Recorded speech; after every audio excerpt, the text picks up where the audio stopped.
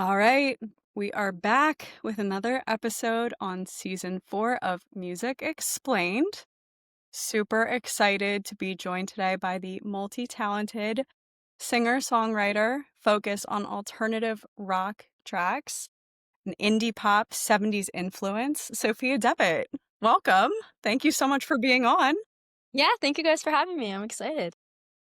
There's so much to talk about. You've just released an album a few months ago, your second album.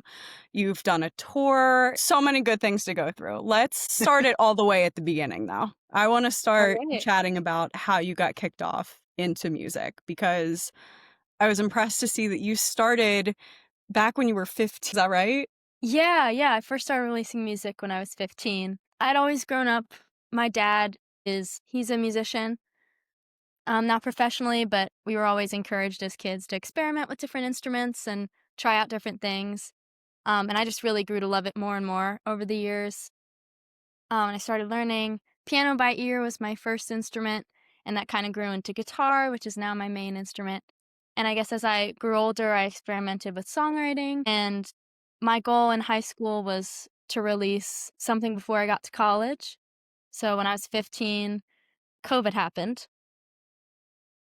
Oh my And gosh. yeah, and I had always wanted to release my own music, but I hadn't really experimented with producing. So I had just tried to do it myself, and I played most of the instruments on those tracks, except for bass, and then I sequenced the drums. But I just kind of took it upon myself to start producing my own things, and I miss singing with my friends in person. So I would make little videos of us singing together and do things for like my school choir. It's like the Zoom era. Yeah, Exactly. It was definitely the Zoom era, but I mean, the lockdown definitely forced me to hone in on those skills, which has definitely helped me later on with arranging and everything. But I guess that's how it sort of got started. And would you say you had a favorite instrument? I know you said you started with piano, and funny enough, Yeah. I played piano as well for Awesome. I'm probably nowhere near as talented as you are, but I played a very, very long time ago. That's awesome, though. Piano can be a tricky one, but guitar I Mhm. had a tougher time with because of my nails. Yeah, I just had that problem recently. I had never gotten acrylics Yeah, until I went to, like, a wedding with my friends, and I was like, "You know what? Like, this is, like, a week where I don't need to play guitar, like, I'm gonna get it done." I'm gonna do it. Yeah, and then the week after, I was like, "Oh, no." I was like, "I Nope, can't do can't play. anything." Yeah, it was crazy. In I was like, "I can use it insanely as a difficult. pick," but Yep, it's yeah, it's so, so tough. difficult. Yeah, But yeah. did you have anything that like a favorite instrument when you were getting into it? Because it sounds like Mhm. you were just so encouraged to just be creative when you were younger, which is Yeah. awesome. Yeah, for sure. I think when I was little, I was 8 when I started playing piano. I never took actual lessons for it, so I'm not amazing, but I play enough.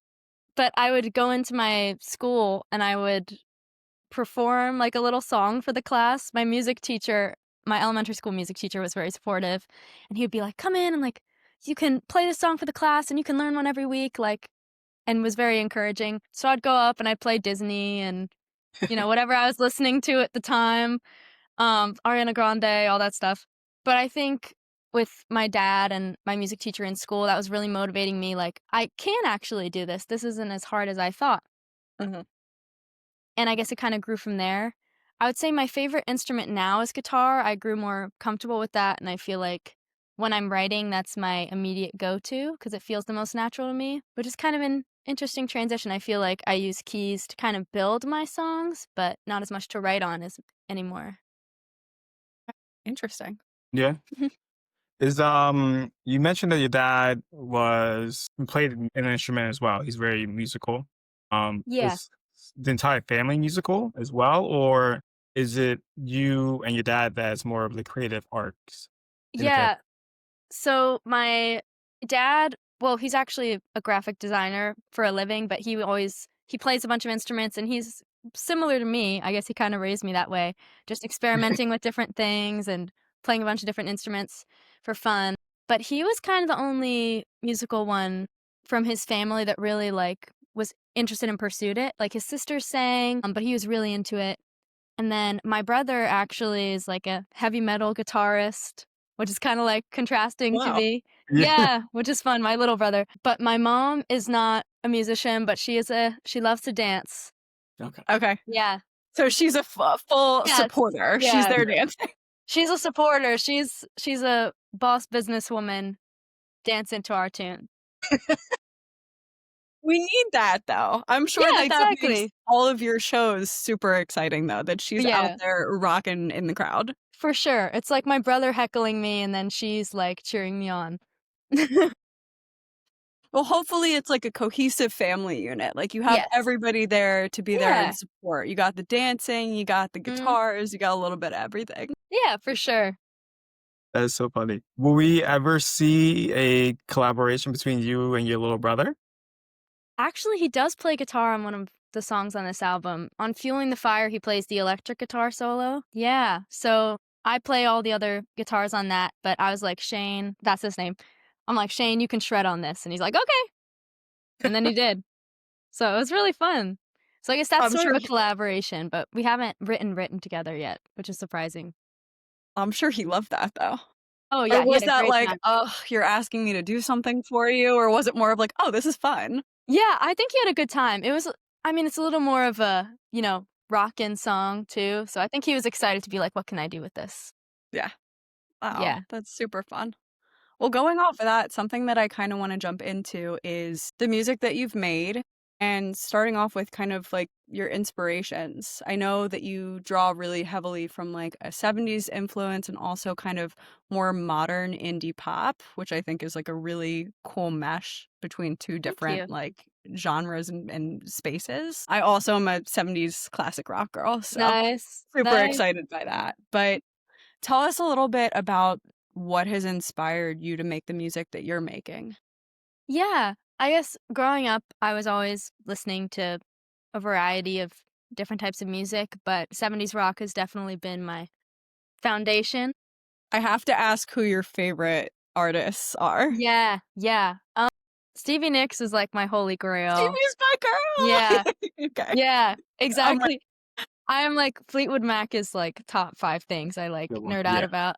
seeing them, I saw them back in, gosh, I think it was 2019, Wow. and it was, Yeah, like, honestly, probably the best show I've ever seen in my life. I Absolutely believe it. incredible.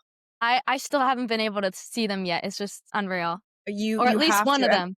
I'm sure you've seen too, like, the Buckingham Nicks recent album release too. Yeah, Yeah, I was looking for that because before they released it, I was looking for that album for literally, like, 12 years probably, in, like, every record store, I was like, "Please, please, please," but I would, like, ask the people at the front desk, and I would miss it by, like, a few days, plus it was definitely, like people would sell them for, like, thousands of dollars, like, right. it's out of my budget anyway. It was like a complete collector's item at that point. Yeah, because it wasn't Yeah. online. They had, like, 1 YouTube video of Frozen Love, and the rest of the album was nowhere because Lindsey Buckingham never cleared the rights, until this year. Last year, this is before they announced that they were doing anything, I randomly came across it in Colorado.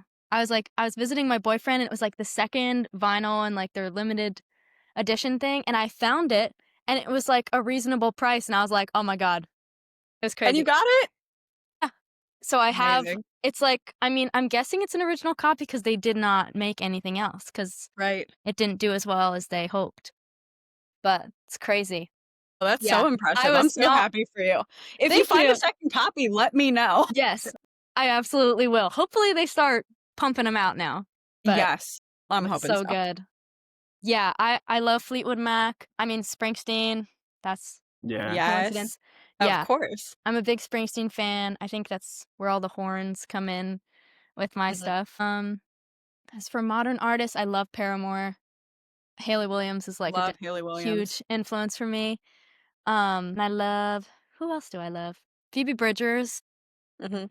which is kind of like I guess a little more softer than my music at times, but she is just like real. I think it's the lyrical storytelling throughout all of those artists where it really Yeah, hits home. absolutely. But yeah, I would say those are probably my top. How did you discover the genre? The genre for my stuff? Yeah, like the 70s, because I would assume Yeah. you're like more of Gen Z. Yeah. So I'm thinking Chaperone. You mentioned how Yeah. that era is big on Gen Z. Um, Mhm. how did you discover 70s indie pop Yeah. artists? Yeah. I guess, well, like I was saying, like, my parents always played that growing up, so I kinda grew up with that, and I Nice. think by coincidence, my friends also grew up with listening to a lot of, I guess, older music in comparison to our generation. But I think I was always very curious as well. Like I was like, "Oh my god, Fleetwood Mac is so cool." Then I decide to like look up every single little detail about them, and then you get down the rabbit hole and it's just like shifting artist to artist. So I kind of like to just like gather information and kind of try out as much music as I can. Like I don't think there's a genre of music I really don't like. I don't know. I guess I kind of also with my dad and my mom being like, "Just try it, try different things." They were just playing a bunch of music for me, and I ended up really loving it, and for whatever reason, it just really clicked. I think that's definitely something to be said about, like, how you're focused on alternative rock, but it's, obvious that you're inspired and influenced by kind of different pieces of different genres, and that melds really well in the music that you're making. Thank So, you. something something that I'm also curious about, you've released 2 albums, I believe, so far since you Yeah. started putting your music out, and I believe your initial album was Muscle Memory back in Yes. 2023, and then more recently, I believe back in May, you released Restless. Yeah. So, something that I thought was really interesting on your Spotify is that, it mentioned kind of your inner monologue coming out in Yeah. your music. Yeah. So, take us through, like, what is the inner monologue that you have between these 2 albums, and I guess all of the work that you've recorded and put out? How has it changed since you first started? Yeah, that's a great question. I think when I first started, I had, like, produced that whole EP myself, and I was just trying to get it out there and put my thoughts down. And I think looking back, I was 16 and 17 when I wrote the songs and I released it when I was 18. And it's just kind of a cool, almost like diary to look back on because it's definitely different from what I would write now. Like things that were going through my head with like friendship fallouts or like fallouts with different relationships, just big. I think it was a big growth spurt, learning curve. And it was just interesting to, like, hear also, like, my younger voice played back now. Like, where sometimes I'll be in band rehearsals and I'll, like, send out tracks for some of the older stuff, and I'm like, "Oh my god, like, I sound so little." So, I think it's just kinda cool to have that, like, captured in time. And for the recent stuff, I think what tied together Restless as a project, I had written Restless first, and I was like, I want to write more stuff like this. And that felt really like true to me. And it felt like I was finally making music that I was really like, I feel like this showcases me as an artist. And as I was writing, I like to think of it as an underlying theme for the album of when you're going to bed and you're like recounting your day and just thinking of things like that are keeping you awake at night or keeping you restless.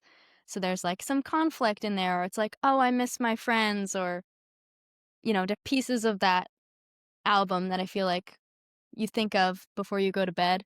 It's like, "Oh, my relationship, or I miss my friends from back home, or this person is being so mean to me, or blah, blah, blah. Just various things, but I guess I kind of think of it as an inner monologue of like, huh, this is what happened today. This is what I'm thinking about before my Yeah. head hits the pillow and Exactly. I'm off to dreamland while I'm counting my sheep. Yeah, Yes, exactly. I love that. Thank you. So how long did it take then to complete the album from start to finish and then the release? Yeah, for Restless, I was initially planning on releasing the single off the bat. I think I was 17 when I wrote it, and I had released Muscle Memory and everything, so it was kind of in between eras. I'm like, it doesn't really fit on this project. I kind of want it to be its own thing. So I had recorded a whole demo with my friends back home, and then I got to school. I go to Berkeley. Mhm. So once I got here, I was like, I kind of want to do it a little differently. and try out some different things now that I've learned different things and I've met different musicians. So we actually recorded the entirety of the album in practice rooms because we didn't have access to the studios yet because we were freshmen. That's So we were impressive, though. Thank Yeah. you. You did Thank all of you. it in the practice rooms. That's incredible. Yeah, they were like tiny little like cubicle things. So there are videos on my Instagram of like my friend Maeve and I recording and like sitting on our knees in the booth with the mic. But we recorded it all in practice rooms at the time. But it was also cool because on breaks I would go home and I recorded my drummer from back home. So it was like I had these super cool musicians I met at school and musicians I've been playing with my whole life playing together on these tracks, which is really cool. I'm like, oh, like Carly, like my drummer from here is playing bass with Christian from back home. Like this is so wild. So I just thought it was a big like sense of community recorded, which was a lot of fun. But I guess total start to finish. I was 17 when I wrote Restless. We started recording when I was 18 when I got to school, and we mixed and produced it for like a year and a half, and then came out in May when I was 19. Wow. That's Yeah, awesome. thank you. It is a phenomenal album. And to your point, it does sound Appreciate like it. it's community driven. One of the songs I did like the most was Kiss Me When I'm Angry. Thank you. Reminded me of like my girlfriend wanting me to kiss her when she's angry. To be my girlfriend. I was like, oh wow, maybe That's awesome. I was like, oh, maybe she has a point. Okay. This is like really, really good. So like I wanted to ask you, what Yeah. was the story behind that song? Because it sounds like very personal, number one, but then it also sounded like it was recorded live, like that for some reason. It sounded a little bit different than a couple of the other songs. Yeah, that's so funny. Yeah, I guess that song I wrote before I got to school. And I was just trying to think of like fun concepts, I guess. I forget what movie I was watching exactly. It might have been like New Girl. I think it was New Girl. Yeah. The But show? The there's TV yeah, the show? TV show. That Oh, is this is good. one of my favorite TV I shows Yeah. of all time. I love that, New Girl that so is my much. favorite. Yep. I love it. Oh, top tier. But I remember like the dynamic between like Jess and Nick. It's like he's always grouchy and they're always fighting and she's like, "What if like fighting is the only thing we have in common?" I'm like, "Write that down." So so I thought it'd be kind of a fun concept. It's because it's a lot of the time it's like they're arguing and then they start making out. So I was like, why not try to write about this? Yeah. And I thought it was really fun. And yeah, also recorded in the practice rooms with that one. But I guess a lot of the records I like listening to. A lot of the time I don't like hearing a lot of autotune. I love watching concert videos and I love hearing like the raw vocals in the studio. So I think that's what kind of drew me to the less edited portion of that song. But yeah, that was just a super fun song to record. And I had played it for a while live, like very straight and like four on the floor. And my drummer and friend Carly came in and she had added like that Latin beat to it. And I was like, wait a damn minute. This is like a new song. But it was really fun. And I think that was like the final touch it needed. It's so interesting how something like a drum kick can Mhm. kind of change the entire tonality of a Yeah, track. for sure. Do Yeah, you it was. find yourself like I want to talk a little bit more about your process too, Mhm. because obviously you're not just doing the singing. You are writing these songs, you are mixing them, you're doing all of that behind the scenes work. And I think there's so much that goes into that that, not everybody would know just from hearing the final product. So, like, take us through how you kind of go through this process. Yeah, I guess usually it starts off my immediate way of writing songs most of the time is I'll pick up my guitar and I'll try and come up with some cool riffs or chord progressions, something to kind of get my mind going. And at least for all the songs on this album, it started off where I just wrote it on guitar, initially just myself and the guitar. So it was very, I guess I've noticed recently I've kind of written rhythmic hits into the guitar part because I'm accompanying myself. Mhm. Then I would take it to my band and kind of see like, what are we thinking for this section? And they would collaborate on bass and drums. So I would take my song stem and be like trying to think of sometimes I would have a distinct vision in my head, but other times they would kind of get the groove of the song going, like Kiss Me When I'm Angry. So I would record my guitar and vocals first. And on this project, my friend Preston mixed and mastered it. So he was working with me in these tiny practice rooms to record it and try and make it sound nice. So it'd start with me and guitar, and then we would move to bass and drums. And I would do all the MIDI. For those who don't know, it's just kind of like digital instruments to make everything sound cool. But I would play piano and add all these like cool effects. And I kind of drew from references of things I was listening to. Like Snowfall, the intro track, has a very like open guitar riff and kind of like dramatic effects and undertones underneath. And I was very inspired by Hosier's stuff for that. So I kind of analyzed his music and I was like, oh, well, he has like these kind of thundery pads and these like tremolo strings. So I tried to kind of recreate that in my own way. But I guess I would just kind of build from the ground up. I was like, it starts pretty acoustic. Then we bring in bass and drums. Then I do all the MIDI stuff. And then Preston and I worked for like a year and a half, like mixing in person, like just sitting at my desk being like, tweak that, maybe turn that up a little, maybe that doesn't sound so nice. Um, and obviously like everyone goes a little crazy through the mixing and mastering process, but we got it down and ready to release, which was really fun. We've heard that it's a very intensive process from Yeah. so many people that we've Yeah. spoken to. That's kind of the hard Yeah. piece.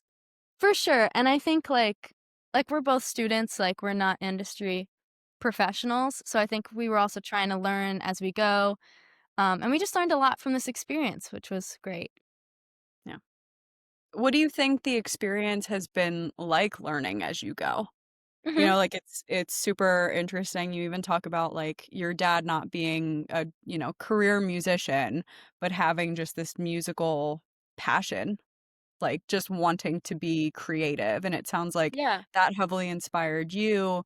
You're so influenced by the music that you love to listen to and these incredible artists that you've kind of grown up listening to. How have you like learned on the fly? But yeah, that's a good question. I feel like with learning on the fly, I I was actually in a classic rock cover band growing up with my friends Ooh, from home.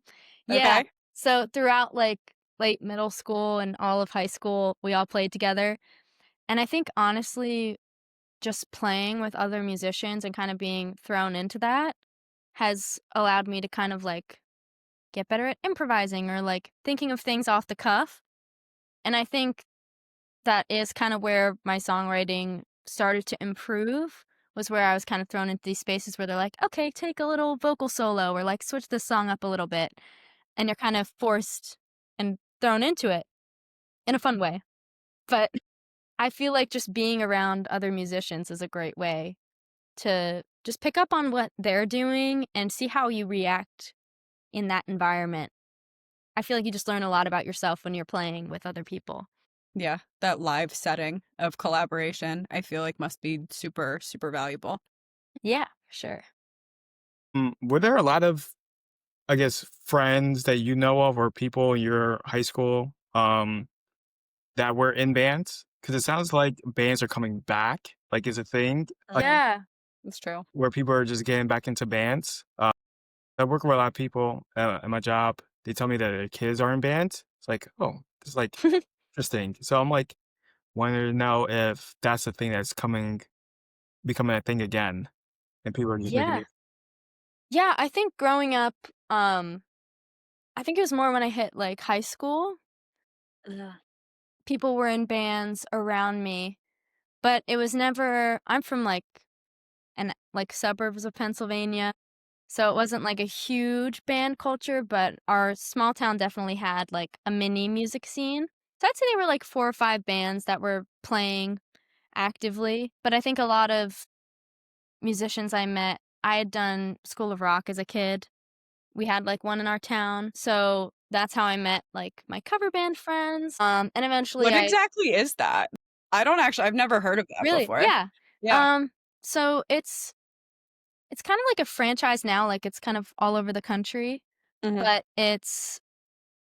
it's made for kids, like, ages 8 to, like, high school, and it's a program where you sign up and you do, like, seasonal shows of, like, certain artists, like The Doors or something, and you sign up to be in a show for, like, a month or 2, and you learn your songs and play with other kids, which was great for me when I was younger because I was super shy. I actually did not sing at all in my first show. I played the saxophone and I stood there like a brick on guitar, but yeah, I was terrified, but it definitely broke me out of my shell, and I think some kids stick with it, some kids don't, as with anything, but I definitely met some of my longtime friends through there, and I think there became a mini community kind of formed in that where people are like, "Oh, I kinda wanna pursue this further." Mhm.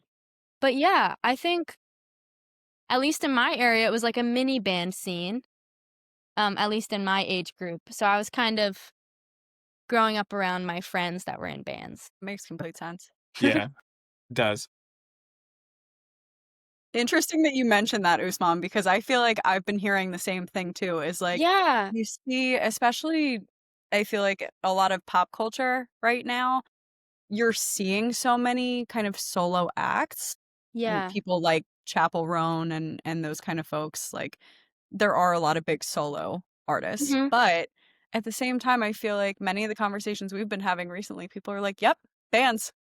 You're back. Yeah, Started in a band, got my first gig through bands." Like it can't be understated how much I think collaboration matters in this space. for sure. I think it's the best way to learn from people in general. I think you're not gonna improve your craft as much as you can being stuck by yourself. I Mhm. think if you have the opportunity to get out and play with any kind of musician, I think you can learn a lot from what everyone has to offer. Absolutely.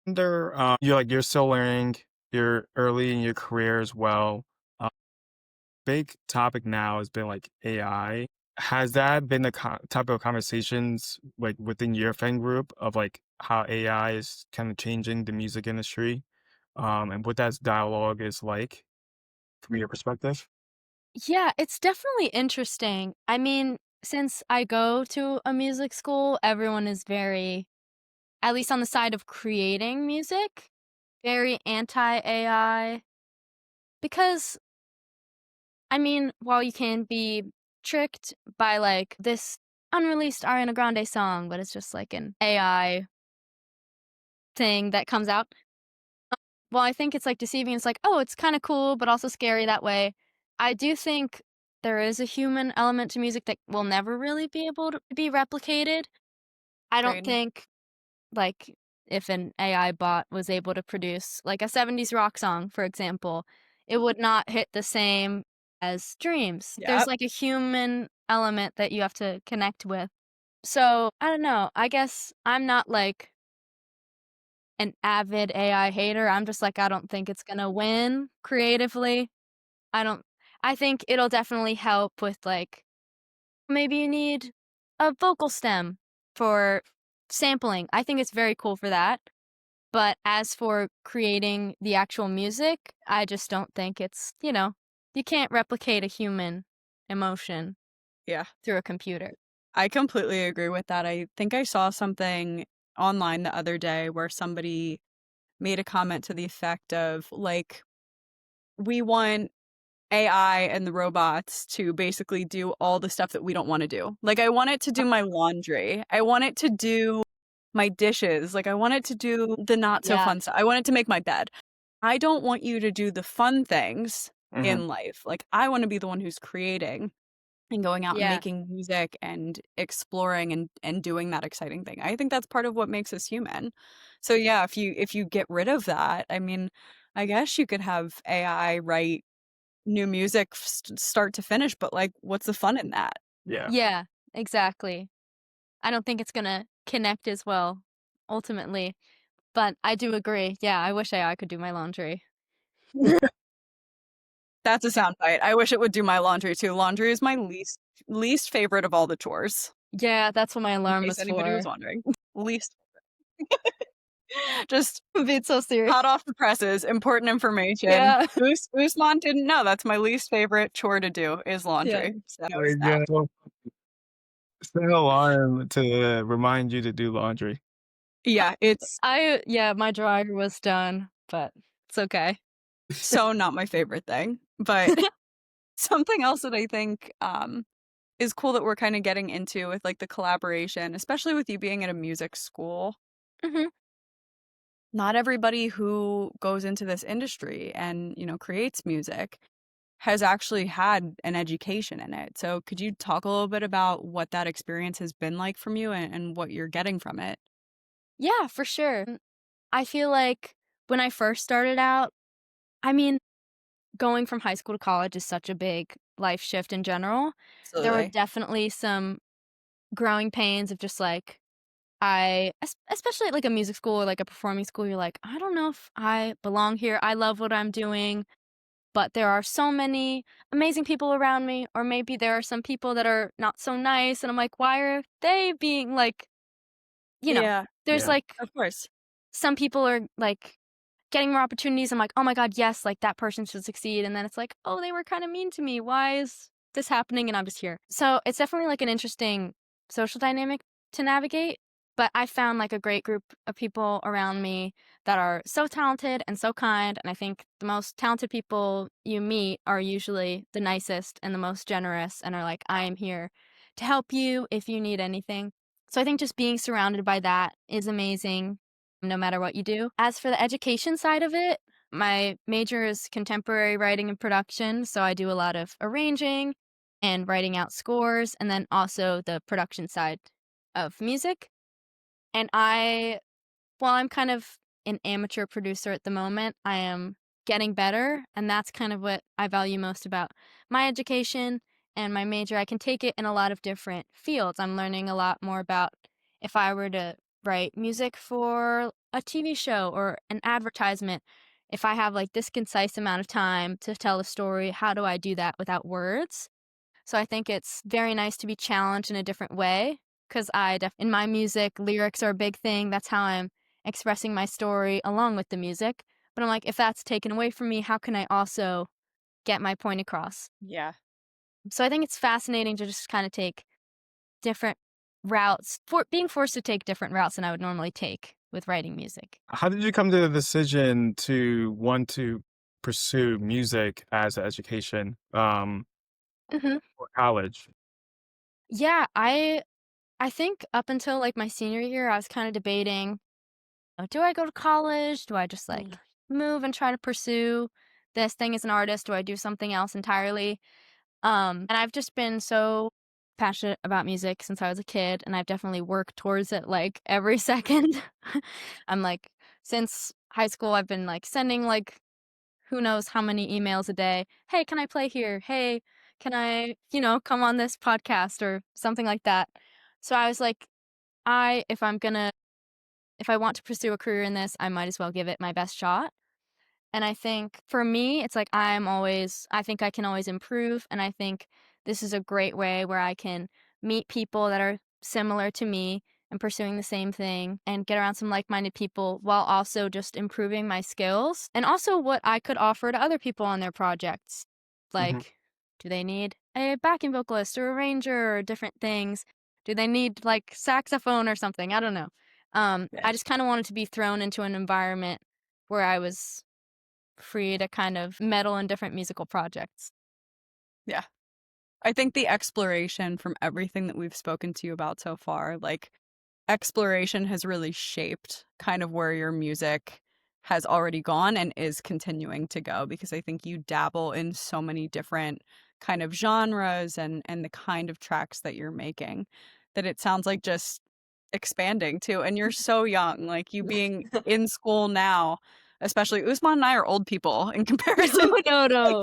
she's a baby. We're so elderly, No. Usman. But I mean, especially being in, a space like that when I think especially being a creative person, being in a space that you're around so many other creatives is great because a lot of the times maybe the vision won't always be seen by people that aren't in that creative space. So Mhm. it sounds like that's just super beneficial as a whole and giving you a lot more expansion in your work. Um, Something Yeah. else kind of going off of that that I wanted to ask about is live shows. You said Yes. if somebody needed like a saxophonist, like you would be there for that. I want to talk about your live shows because I know you've played a whole bunch of shows already in your career so far, and I know that with your recent release of Restless, you actually just toured a little bit over the summer. Yeah. So tell us about the experience and what you want people to get out of coming to a Sofia Devitt show. Yeah, for sure. I think this summer was so much fun. I had planned and booked the whole tour myself starting in February of last year. So, my God, who knows how Mhm. many emails I sent? Probably hundreds. But I was like, I wanted to a lot of emails. Um, I wanted to do an You're East taking it Coast so tour. seriously. It's your craft. Yeah, Yeah. exactly. And I got like a great band here at school that really get my vision and just kind of I guess when you come to a Sophia Devitt show, you're gonna get my kind of blend of musical influences, but also the people in my band, their primary genre, they're all different. So my bassist Ruby, she's very like indie rock, Midwest emo influence, like modern baseball is like her favorite ever. Then we have Julian, my guitarist, is a jazz guitarist at heart, which is very interesting for this rock stuff. My keyboardist, Owen, is very into he's used to like accompanying people like Broadway kids and things like that, which I also love Broadway. I'm kind of a theater nerd. Um I was in theater when I was in high school too, but yeah, I wasn't the lead. I was like tree number 3 in the that's background. awesome though. No, I was the same. I only did theater for real once, but I'm just so into musicals, and I think, Yeah. like, with string arrangements and everything, I'm definitely heavily influenced by that. Do you have a favorite musical? I have to ask. I have, like, a top 3. Okay. My it goes, like and this has always been this way before the movie, but Wicked and Waitress are, like, here, and then Hadestown is here. Okay. Yeah. Yeah, they're fun. I think I'm definitely a big Broadway person, and I'm very into, like Sarah Bareilles wrote Mhm. Waitress, and it is kind of a songwritery approach to the Mhm. musical theater side, which is interesting. But yeah, I guess when you come to these live shows, you're just hearing a bunch of very different musicians coming together to play some cool stuff. Like I said, I'm very influenced by 70s bands, and they were live takes at the time. So I'm very focused on making the live band experience feel almost elevated from the record. So we have my drummer and my bassist sing backing vocals for me. So we got 3-part harmonies rocking the whole time. We have some multi Nice. instrumentalists. Yeah. And it's just so much fun to play with them. And I was like, I finally feel like I've really clicked with my group, and I want to, spread my music to hopefully some new cities. So we booked a show in New York, which was super fun. And in the process of booking, I was so stressed. I'm like, oh my God, like we need to bring these cables, this opening act, blah, blah, blah. And I had picked opening acts that I didn't know in each city to try and, you know, make some new relationships and just hear new music. And I guess I was kind of stressed right before with the hectic planning of it all. I'm like, oh, they have a guitarist now.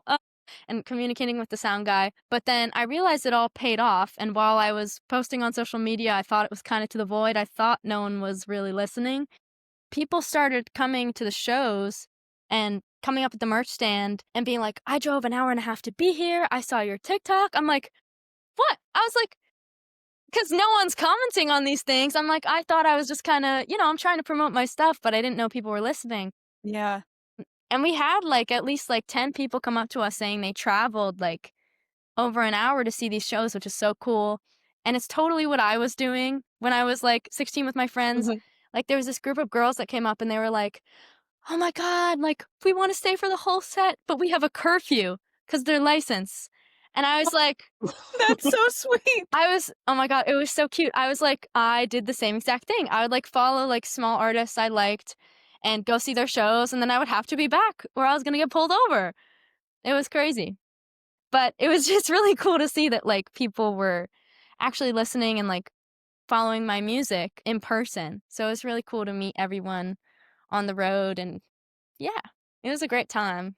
That has to be such a Yeah. full circle moment that you used to do this with artists Yeah. that you really liked and respected, and now people are turning around and doing the same for you. I completely understand the feeling of, like, there's so much art out there now, there's so much music, it feels like so many people are in the space that I Mhm. could totally understand where it would feel like, "Oh my gosh, is anybody seeing what I'm posting? Is anybody even aware that I'm doing this show?" Yeah.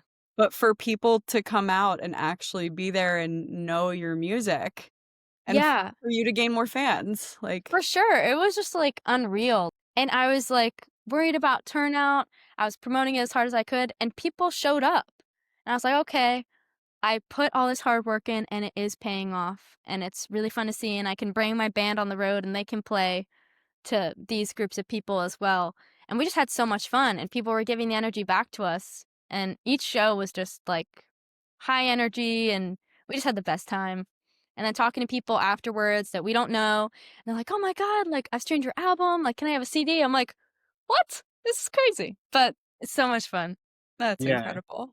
That's such an awesome feeling too, because I know when I saw, like, a fan like, an artist that I wanted to see Mhm.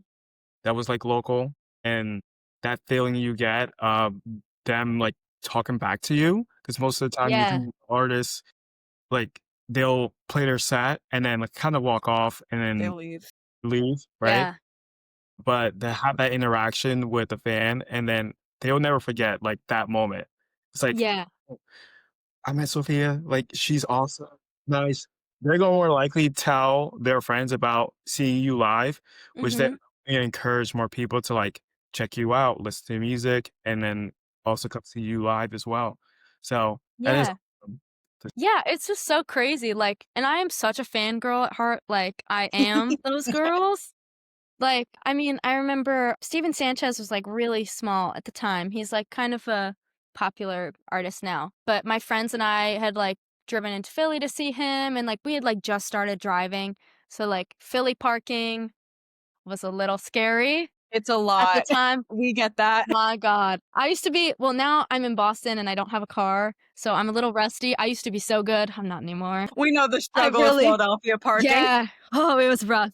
But we went to see him at World Cafe Live, and, like, somehow we caught the drumstick, and we, like, met him after the show, and it totally is that thing where it's like, "Oh my god, like, you're seeing this artist you admire, like, in front of you," and I'm like, "I just can't believe that's me, because I am so like, anyone that knows me, I'm just a big fangirl. So, it's just crazy that someone could think that about my music, which is the goal and awesome. But that's the full circle moment, is that now you have other fangirls that are gonna come and see you and be so stoked to see you and tell their friends, like Us Mhm, said. Like, the amount of times that I've seen a really cool artist and been like, "Wait, you guys have to check this person out," because they just wouldn't mhm. have known otherwise. I Yeah. mean, that's just gonna push your music further and further out there, which is incredible. Thank you. And I I appreciate it. also am just so impressed by the fact you're so young to have set up, like you said, like, you put this show together. You were sending off the emails, you were reaching out and Yeah. coordinating with opening acts and with, all the different people at the venues. Like, how did you manage that? Honestly, like, my schedule is everyone's schedule is very busy, but I would set aside a time, like, before my class, and I'd be like, "Okay, 2 hours, you can get a coffee, and you can send all your emails, and you can get this stuff done," and I just kinda had, like, 1 day a week where I had for, like, planning, Mhm. and I would email these venues. I think I am just a very, like I always have to organize everything so I, like, don't feel stressed, Me which too. I guess yeah, which kinda worked to my advantage in this case because it's like you have to plan so far ahead in the future, how Mhm. are we getting there, where are we staying, what is the setup situation like? So I think the kind of anxiety I have behind that helped me out in this situation, and I wanted the goal of headlining a tour, and, like, I just wanna have that under my belt, and I wanna, spread my music to different states that I don't usually play in, and I guess I've always tried to I don't have the biggest budget. I'm a student and I don't have a lot of people in the industry. I kind of do everything myself at the moment, but all of like the photos on my website and like the photos on the album cover were just me and my two friends in my house. Um, like the album cover is a Michaels, like, and we cut it out and put tissue paper on the windows. Yeah, and then That's we really had inventive, though, to be able to create art with that. yeah, and we had 4 lights, and my friend is, like, holding them like this behind my other friend with the camera. It was a process, but I'm like, "Okay, I have a vision, and I have people that are, like, excited about it and wanna help execute it with me." Yeah. So, I think it was just even musical side and, like, visuals, business, all of that. It's just nice to have people that support you and are like, "Yes, I'm excited about this." So, I think having a good support system behind you, even if it's just like, "Girl, you can write that email. Go do that." You It's can do nice to it. You have. can get a Yeah, coffee and send your email. I believe in you. exactly. Yes, you send that email. I need somebody to do that for me every single day. Yes. Yeah. Truly. No, exactly. Because sometimes it gets stressful and you're like, "Why am I doing this?" Or like, "Is this really Yeah, gonna work out?" And sometimes you just need someone in your corner. absolutely. It's really that's really, really true. I think we do that for ourselves to get Of going, course. Mhm. make sure that we plan ahead to make sure everything's done. Because I'm like very relaxed. I'm like last minute for everything. And Mhm. Kate and you meet Julia, but on it, Mhm. especially Julia, she's like a Yeah. couple We're months big behind. planners. Yeah. Yeah, If me I didn't too. have a Google Calendar that has notifications that go off 30 minutes before I do anything, Yep. I would not be a functional human being. Yeah. No, I'm the same. Sometimes you just need that push, and I think that Mhm. kind of like you were saying, just to know that there's people in your corner and that you have, maybe not like a huge team of quote unquote like musical professionals at like a record label or something like that, but you have your people. You Yeah, have connections that you've made, people that you've collaborated with that are there to help you to keep growing. exactly. And I feel like yeah, like with my friends from home, like my one friend's in like art school, like she's like a Yeah. painter, and then my other friend is like a woman in STEM, like Ooh. very yeah, we have me and Emily are the like artistic ones out of the bunch, and then the rest of them are like neuroscience and like crazy things. Yeah. But it's just fun. It's like even like they're super passionate about music. They were the people I was being a fangirl with and going to these shows. And Mhm. it's just they're like, we're here to help you execute your vision, even though it's definitely like a passion project. Like they're doing other things with their careers that they're super passionate about, but they also love taking photos or setting up lighting like this. And it's really fun to just have fun with your friends and try and create something. So it's kinda cool, I can, like, look back and be like, "Oh, like, this photo on the CD, it's like, oh, Emily was, like, breaking her back trying to, like, you know, point the light Yeah. in my face," and it's like, I couldn't see for, like, 10 minutes. Yeah. Memories of Yeah. setting those No things up with the people yeah, that are closest to you. Yeah. That that is awesome. That is definitely gonna be a core memory and like something you could point back to for the rest of your life to say like this moment, like we did this and it was an awesome experience that could be talked about for the rest of your life and that is a great feeling as well. yeah, for sure. Yeah. Well, one way we like to wrap up our conversations is Mhm, by asking one final question to every guest that joins the show. It's a mhm. two-part question. The first one being, what is a piece of advice that you were given by someone else or something you read or a video you saw that you like to share with other people? You felt that was great advice that you take for yourself on a day-to-day and you encourage other people to take as well. And then what's a piece of advice that you were told or you heard that you tell people to stay away from? Whether that's like Mm. in the music space or just personally with other friends. What's your take? Yeah, it's an interesting question. I think for pieces of advice I was given that I kind of choose to live by, I think I've kind of touched on this before, but I definitely grew up being very shy. And when I was starting off in my musical career, I was very insecure and I was like, oh, like if I'm not perfect, like I shouldn't be showcasing this. And I had that in my head. And I think once I was forced to be put into rooms with other musicians my age of like varying skill levels. There's like a really good guitarist and like a girl who's like me who's like just starting. I think just being around people that are like-minded to you or like trying to achieve your similar goals, I think that's the best thing you can do for yourself. Because ideally the people in these rooms aren't going to be tearing you down. They're going to want to build you up. And you're going to build them up in return. So I think the best piece of advice I got was just be in a room where someone is better than you. And then as for advice to stray away from, I think just being unkind to people and having a big ego, I think it's just kind of pointless. It's not really going to get you anywhere. If you're good, you can still be nice. I think that's one of my biggest pet peeves is when people kind of talk down to their peers. Yeah.